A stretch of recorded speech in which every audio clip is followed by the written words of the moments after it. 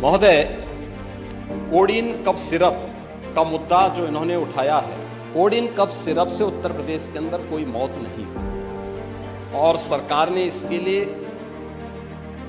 79 अभियोग अब तक दर्ज किए हैं। इसमें 225 अभियुक्तों को इसमें नामजद किया है।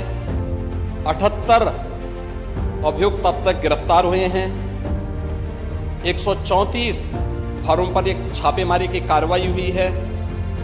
इस मामले में कोई भी अपराधी छूटने नहीं पाएगा और चिंता मत करिए, समय आने पर बुलडोजर एक्शन भी, उसकी तैयारी भी रहेगी।